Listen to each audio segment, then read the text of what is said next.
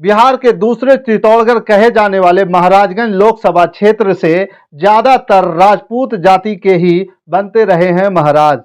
जाने चुनावी माहौल वहां का कैसा है और फिर से यहां कौन जीतने वाला है। बिहार के 40 लोकसभा सीटों का अपना एक अलग इतिहास और राजनीतिक महत्व रहा है।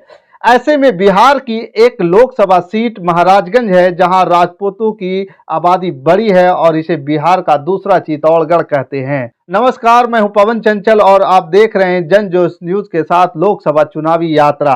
बिहार के सभी 40 लोकसभा सीटों का एक अलग इतिहास और राजनीतिक महत्व रहा है। ऐसे में बिहार की एक लोकसभा सीट है महाराजगंज, जहां राजपूतों की आबादी बड़ी है। इसे बिहार का दूसरा चित्तौड़गढ़ कहते हैं। यहां के चुनावी इतिहास पर नजर डालें तो यहां से ज्यादातर संख्या में राजपूत उम्मीदवार ही लोकसभा पहुंचते रहे हैं।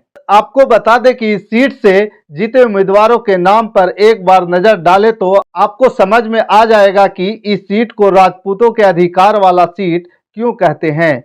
यहां से महेंद्र नारायण सिंह, कृष्णकांत सिंह, एमपी सिंह, रामदेव सिंह, कृष्ण प्रताप सिंह, चंद्रशेखर, गिरजा देवी, राम बहादुर सिंह, प्रभुनाथ सिंह जीतकर लोकसभा में अलग अलग पार्टियों का प्रतिनिधित्व कर चुके हैं। ये वही लोकसभा सीट है जिससे 1989 में देश के पूर्व प्रधानमंत्री चंद्रशेखर चुनाव लड़े थे।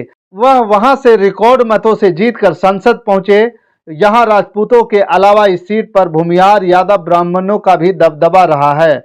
इस लोकसभा सीट में 2 जिलों के विधानसभा सीटों को शामिल किया गया है, जिसमें सिवान जिले के 2 विधानसभा गौरिया कोठी और महाराजगंज सीट और दूसरी तरफ सारण जिले के 4 विधानसभा सीट एकमा, मांझी, बनियापुर और तरैया है। दूसरी तरफ सारण जिले के 4 विधानसभा सीट एकमा, मांझी, बनियापुर और तरैया महाराजगंज को मिलाकर कुल 6 विधानसभा सीटों से इसे महाराजगंज लोकसभा सीट का रूप दिया गया है। यहाँ के मतदाताओं की मांग लंबे समय से रही है कि इसे जिला बनाया जाए। यहाँ के लोगों में रोष इस बात को लेकर भी है कि यहाँ रेल मार्ग तो बन गया लेकिन कोई ट्रेन नहीं चली।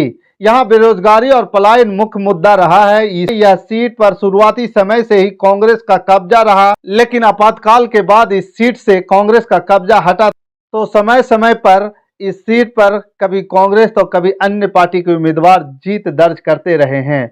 बाकी आपके अंदर क्या विचार है?